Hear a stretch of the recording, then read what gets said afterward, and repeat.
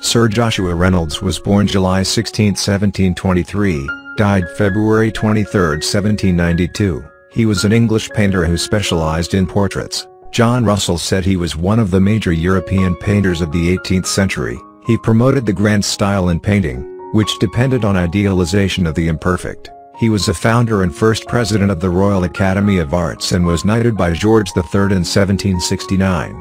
Having shown an early interest in art, Reynolds was apprenticed in 1740 to the fashionable London portrait painter Thomas Hudson, who like Reynolds had been born in Devon. Hudson had a collection of old master drawings, including some by Guercino, of which Reynolds made copies. From Minorca he travelled to Livorno in Italy, and then to Rome, where he spent 2 years, studying the old masters and acquiring a taste for the grand style. Reynolds travelled homeward overland via Florence, Bologna, Venice, and Paris. He was accompanied by Giuseppe Marchi, then aged about 17. Apart from a brief interlude in 1770, Marchi remained in Reynolds' employment as a studio assistant for the rest of the artist's career. Reynolds also was recognized for his portraits of children. He emphasized the innocence and natural grace of children when depicting them.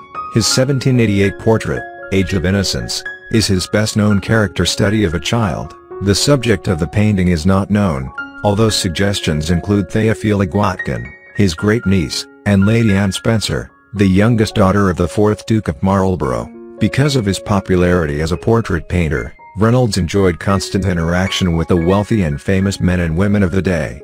And it was he who brought together the figures of the club.